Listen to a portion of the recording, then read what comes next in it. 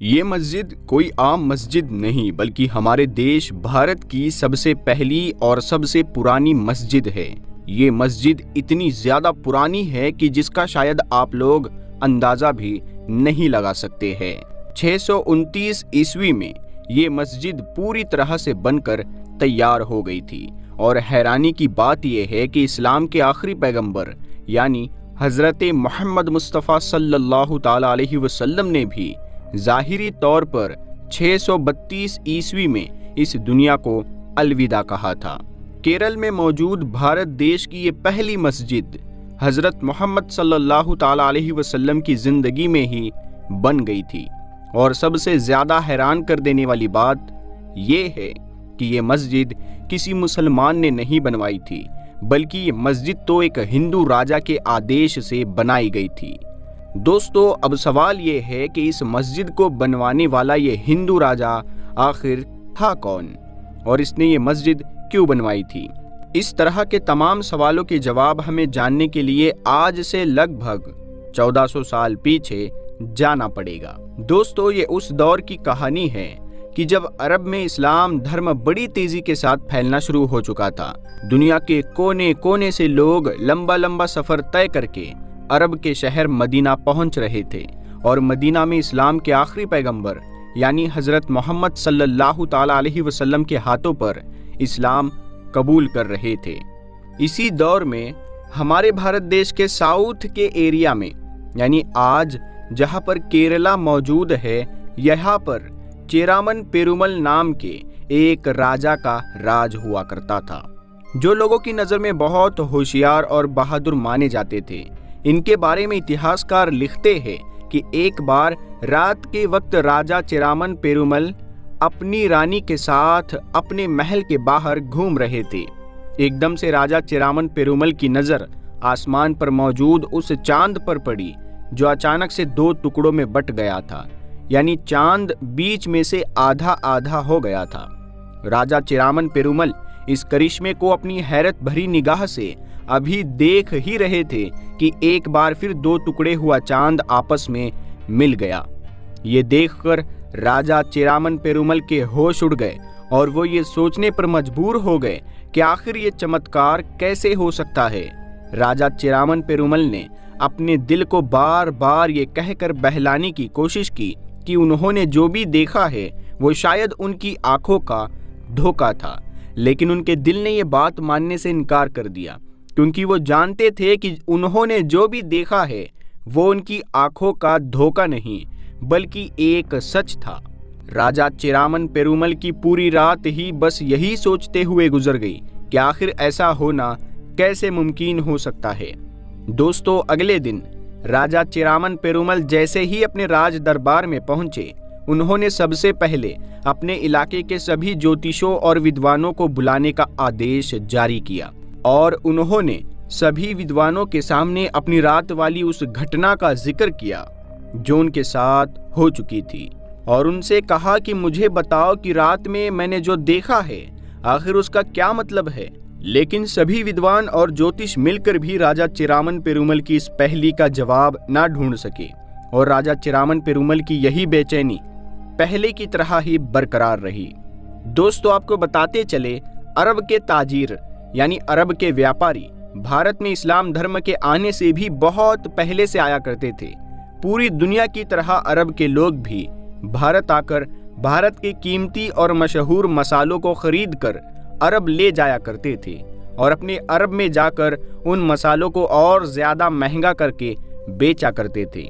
लिहाजा जिन दिनों राजा चेरामन पेरुमल इस बात को लेकर परेशान थे कि आखिर चांद 2 टुकड़े कैसे हो गया, उन्हीं दिनों अरब का एक बड़ा काफिला मालाबार के तट पर पहुंचा।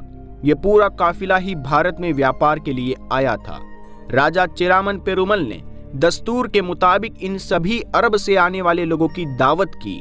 जब ये सारे लोग राजा चेरामन पेरुमल के महल में खाना खाने के लिए पहुंचे तो राजा चेरामन ने इन लोगों के सामने भी अपनी उस रात की घटना का जिक्र किया और उन्हें बताया कि मैंने किस तरह से चांद को 2 टुकड़े होते हुए देखा था। इस पर उन सभी अरब के लोगों ने राजा चेरामन पेरुमल को बताया कि आपने जो भी देखा है वो सच देखा है और ये करिश्मा हमारे मुल्क में रहने वाले पैगंबर हजरत मोहम्मद सल्लल्लाहु ताला अलैहि वसल्लम। अरब व्यापारियों का ये जवाब सुनकर अब राजा चेरामन पेरुमल की बेचैनी कम होने की बजाय और ज्यादा बढ़ गई और अब राजा ने ये फैसला कर लिया कि वो हर हाल में उस इंसान से मिलना चाहेंगे कि जिसने चांद के 2 टुकड़े कर दिए। राजा चेरामन पेरुमल ने अपना सारा राजपाट छोड़ दिया और अपने रियासत की गद्दी पर अपने वारिस को बिठाया और खुद उन अरब ताजिर यानी व्यापारियों के साथ अरब देश की तरफ चल दिए। अरब पहुंचकर राजा चेरामन पेरुमल की मुलाकात हजरत मोहम्मद सल्लल्लाहु ताला अलैहि वसल्लम से हुई। राजा चेरामन पेरुमल ने पैगंबर इस्लाम से वो सारे सवाल किए जो उनके मन में पैदा हो रहे थे और उन्हें बार बार परेशान कर रहे थे।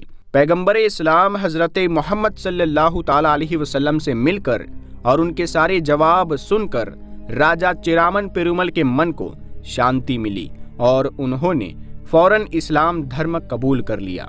इस्लाम धर्म अपनाने के बाद राजा चेरामन पेरुमल कुछ वक्त तो अरब में ही रुके रहे, लेकिन फिर कुछ वक्त के बाद जब पैगंबर इस्लाम हजरत मोहम्मद सल्लल्लाहु ताला अलैहि वसल्लम की तरफ से उन्हें ये हुक्म दिया गया कि तुम भारत में जाकर इस्लाम की तबलीग करो, तो उन्हें भारत की तरफ वापसी का फैसला करना पड़ा। भारत वापस आते वक्त राजा चेरामन पेरुमल के साथ मलिक बिन दीनार के अलावा पैगंबर इस्लाम हजरत मोहम्मद सल्लल्लाहु ताला अलैहि वसल्लम के कई और भी सहाबी मौजूद थे। ये सभी लोग इस इरादे के साथ निकले थे कि जल्द ही मालाबार के तट पर इनकी कश्तियां पहुंच जाएगी, लेकिन इतिहासकार लिखते हैं कि बदकिस्मती से राजा चेरामन पेरुमल रास्ते में ही बीमार हो गए।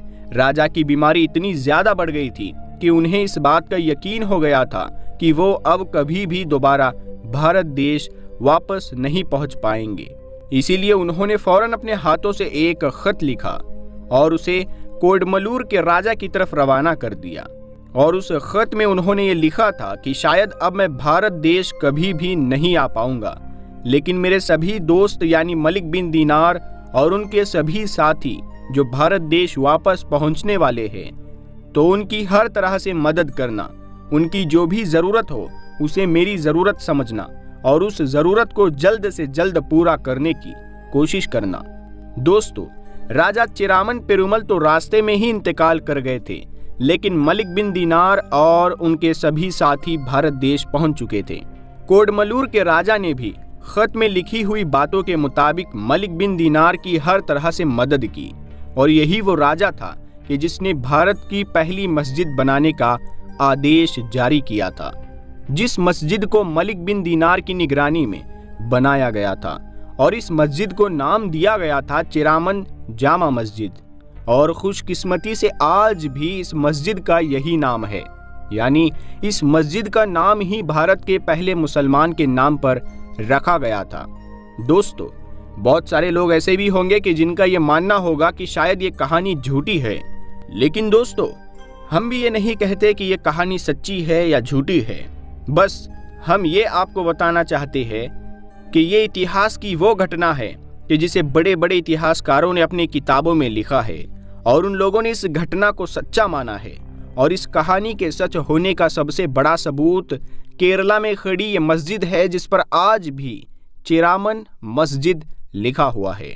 फिलहाल दोस्तों, आज की अपनी वीडियो को हम यहीं पर ख़त्म करते हैं। वीडियो पसंद आने पर ना सिर्फ वीडियो को लाइक करें, बल्कि अपने फ्रेंड्स, अपने दोस्तों के साथ ज़रूर शेयर करें। और इसी तरह की नॉलेजफुल वीडियोस देखने के लिए, इन्फॉर्मेटिव वीडियोस देखने के लिए हमारे चैनल नूरे हदीस को सब्सक्राइब करके साथ में लगे बेल आइकन को ज़रूर दबा दें। हम मिलते हैं अगली वीडियो में, तब तक के लिए अस्सलाम वालेकुम।